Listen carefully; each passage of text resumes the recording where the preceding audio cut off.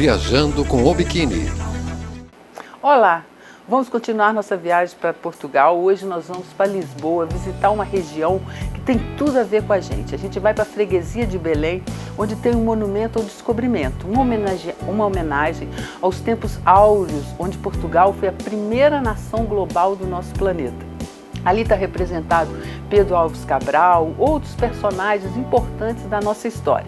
Nessa região também fica a Torre de Belém, um monumento incrível da era medieval, o Mosteiro dos Jerônimos, os famosos pastéis de Belém. E vamos terminar essas imagens de hoje visitando a parte moderna de Lisboa, Parque das Nações, o melhor oceanário da Europa. Solta aí as imagens, Fernando. Estamos chegando então em Lisboa, famoso Cristo de Lisboa, e aí a gente está nessa região aí do centro da cidade. Aí em Lisboa esses bondinhos são incríveis, são um emblema da cidade. E é interessante porque algumas linhas são antigas, autênticas, e outras são só novas, né, imitando antigas, né? Isso é muito turístico, é transporte, é atração turística, é incrível. Aí a gente está no Largo do Calvário. Essa é uma parte muito interessante da cidade, muitos prédios antigos, esses azulejos, né, que são tão característicos de Portugal, que a gente tem inclusive muitos aqui no Brasil também. Isso aí é uma transição do antigo para o super moderno, né? Lisboa também é uma cidade que acompanhou muito bem, muito moderna. Essa é a Praça Marquês de Pombal. O Marquês de Pombal é essa figura carismática, né, e controvertida da nossa história. Lá do início dos anos 70, esse nobre diplomata e estadista português que acabou com a escravatura em Portugal em 1761, também teve muita influência aqui no Brasil. Essa daí é a ginginha, é uma bebida muito interessante. Além do vinho, ela é um emblema de Portugal. É um licor da ginga. Esse aí é um dos muitos botecos, esse aí na Praça do Rocio, que vende essa bebida. A ginja é uma espécie de cereja, né? E aí a gente está vendo a Baixa de Lisboa, né? O Rocio, essa região tão interessante, a Praça do Comércio, né? Se abrindo ali para a Rua Augusta, para todas essas ruas aí, tudo isso na frente ali do Rio Tejo, né? Onde antigamente era um porto super importante. E é uma cidade incrível, né? Uma cidade alegre, super badalada atualmente. E a história de Lisboa gira tudo em torno aí dessa sua posição geográfica estratégica, né? No estuário do Rio Tejo. É a capital mais ao ocidente do continente europeu. E aí a gente pegando um bonde para ir lá para a região da Freguesia de Belém. Então, passando ali pelo Mercado da Ribeira, pontos importantes da cidade de Lisboa. E aí, então, chegamos na Freguesia de Belém, essa região tão interessante também de Portugal, que não imperdível, eu diria, onde tem aí muito turismo. Olha esse coreto, né, japonês, esse jardim magnífico, com espécies incríveis, flores lindas de várias partes do mundo. E a gente chega então nesse monumento ao descobrimento. Essa escultura de Leopoldo de Almeida, ela em posição destacada na margem direita aí do Rio Tejo. O monumento original ele foi feito com materiais perecíveis, né, em 1940, pela ocasião da exposição do mundo português. Mas depois assim, fez tanto sucesso, né, que eles mandaram fazer um definitivo. E aí então a gente vê ali essa imagem linda, né, a ponte lá Pêncil, né, lembra um pouco aqui até a nossa cidade de Florianópolis, essa ponte lá ao fundo. Mas essa escultura ela foi feita para homenagear, né, as figuras históricas envolvidas nos descobrimentos portugueses. A réplica atual, essa daí, ela é feita em betão e pedra e foi inaugurada em 1960. Quando isso aí foi pensado, esse monumento, ele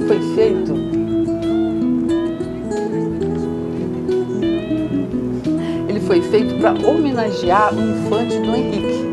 Até se concretizar na exposição do mundo português, ele também foi feito para homenagear ao descobrimento, às pessoas de descobrimento, claro.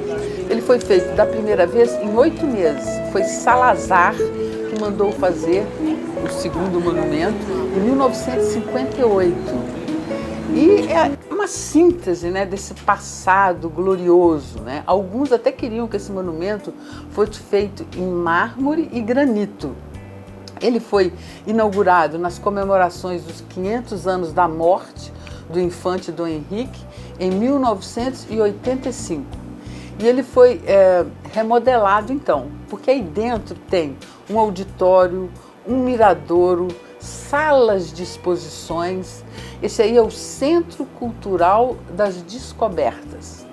E ele tem uma forma de uma caravela, né, estilizada, e ali tem a estátua dos portugueses notáveis, né, tanto ligados aos descobrimentos, navegadores, frades, guerreiros, cientistas, homens da cultura. Tem o Camões segurando os Lusíadas. Esse monumento do descobrimento, ele tem 56 metros de altura e 20 metros de comprimento. E andando ali, então, nesse parque tem várias coisas para serem vistas. Uma delas é esse avião aí antigo, incrível. O parque, gente de todas as partes do mundo, muitos brasileiros, com certeza. Aqui na Doca de Bom Sucesso foi feito o primeiro campo de aviação aqui de Portugal. Daqui saíram para muitos voos importantes. Inclusive o Gago Coutinho, esse cara aqui, fez uma travessia Portugal-Rio de Janeiro. Isso em 1917. E a gente andando ali, alguns passos para frente, a gente já chega na Torre de Belém. Essa famosa Torre de Belém, também conhecida como a Torre de São Vicente. Antigamente essa região aí era a praia de Belém e ela era toda rodeada por água. Com o passar dos séculos, ela foi envolvida pela praia, né, até se incorporar à terra firme, como a gente está vendo ali agora. O monumento é um ícone da arquitetura do reinado de Dom Manuel I, uma síntese, né, entre as torres do período medieval e o baluarte moderno, onde se dispunham peças de artilharia ao longo do tempo. Ao longo do tempo, a torre foi perdendo, né, a sua função de defesa da barra do Rio Tejo. Aí também já foi uma masmorra. Nos 4 pisos da torre mantém-se a sala do governador, a sala dos reis, sala de audiências e uma capela com a abóbada dos anos 500. Essa torre ela foi construída em 1514, a mando do Dom João II de Portugal. O monumento destaca-se pelo nacionalismo, né? Porque implícito, porque a gente viu ali que ele é todo rodeado por decorações de brasões. E esse aí é o Mosteiro dos Jerônimos, uma construção de 1501 que só ficou pronta um século depois. É no estilo manuelino, ela deriva do gótico e aí dentro tem túmulos reais, tem uma capela, tem o sarcófago do Vasco da Gama, do Camões, do Fernando Pessoa. Já foi aí também antigamente um claustro, né, onde os monges viviam. Hoje em dia esse palácio é patrimônio mundial da Unesco. E ali também tem o Museu da Marinha, o Museu Nacional de Arquitetura. E isso tudo rodeado aí por esse incrível, né, magnífico jardim.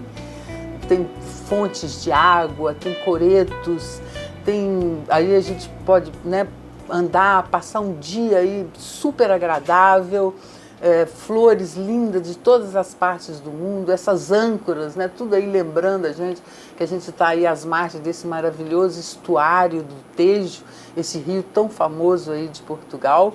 E é uma cidade linda, Lisboa, né? Uma cidade, uma das mais vibrantes da Europa, uma cidade carismática, antiga e moderna, né? Progressista, incrível, impressionante patrimônio tradicional, uma vida noturna também assim, agitada e abençoada com um clima bom um ano inteiro. E a história de Lisboa está intimamente ligada ao patrimônio marítimo, né? Essa região aí é uma região imperdível, onde a gente pode ficar horas aí, tem muita coisa para ser vista. A cidade toda, né, tem assim, uma atmosfera acolhedora, liberal, e aí o famoso pastel de Belém. Esses pastéis, eles eram feitos pelos monges, né, há séculos atrás. E aí a gente vai então para a parte mais nova de Lisboa, que é o Parque das Nações. Olha só, já completamente diferente. Aí fica o Oceanário de Lisboa. Antigamente isso aí era o pavilhão dos oceanos, era chamado esse lugar, esse teleférico aí, onde a gente pode ter uma visão incrível, né, da cidade de Lisboa. Esse aí é o Parque das Nações. Isso aí recebe mais de 1 milhão de visitantes por ano. E esse aí é o Oceanário, né, um aquário público e também uma instituição de pesquisa sobre biologia marinha e oceanografia. Isso aí foi inaugurado em 1998 pelo arquiteto Peter Shermanhoff e é o segundo maior oceanário de toda a Península Ibérica, contendo uma extensa coleção de espécies, aves, mamíferos, peixes e outros habitantes marinhos. Segundo o TripAdvisor, é o melhor oceanário do mundo, esse aí. Milhões de visitantes e é uma referência em cultura, lazer, entretenimento e educação aí em Portugal. Ela mantém parcerias com instituições, universidades, projetos de investigação científica e de conservação da natureza. É rodeado por esse lindo parque, esse teleférico aí sem parar, né, cruzando aí todo o parque, o oceanário. Esse Parque das Nações aí foi uma área, né, reconstruída e as margens ali do Rio Tejo também, né, e cheia de construções contemporâneas. E aí também tem uma marina, né? Essa marina aí, esse lugar aí era uma antiga área industrial que se transformou em uma área moderna. Ela foi a sede da Expo Mundial de 1998. Essa marina aí, ela é ótima, ela é uma marina bem abrigada, perto ali do centro de Lisboa, onde a gente pode deixar os barcos aí. O único problema aí que a gente está vendo é a maré, né? Quando a maré baixa, fica essa lama aí descoberta. Mas olha só que bacana esse prédio aí em formato de navio. Isso aí foi uma solução inteligente, né, dos arquitetos, arquitetura de ponta, atualmente um dos bairros mais visitados e frequentados de Lisboa. Essa aí então é a marina, né, que é muito bacana. Esse prédio fica bem do lado aí da marina. Essa chamada Marina do Parque das Nações é uma marina urbana, central e cosmopolita, integrada nesse estuário. Isso aí tudo é uma reserva também, uma reserva natural, um dos mais importantes estuários da Europa, né? Excelente para a observação de pássaros. E tem muito entretenimento aí em volta, né?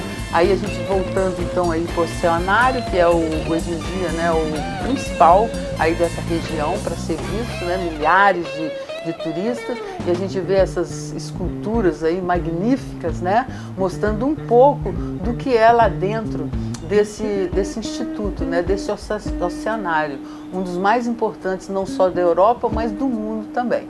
E aí fora tem essa incrível cascata de água aí, que também é uma diversão, né? No calor do verão de Lisboa, a gente dá uma refrescada. E aí a gente vai seguindo para mais uma viagem, mas isso já é um outro programa. É isso aí, gente. Hoje eu vou ficando por aqui. Espero vocês nos próximos programas. E se você quiser rever esse ou qualquer outro programa, é só acessar o YouTube Viajando com Biquíni. E lá tem centenas de programas para vocês. Um beijo, até mais. Viajando com o Biquíni.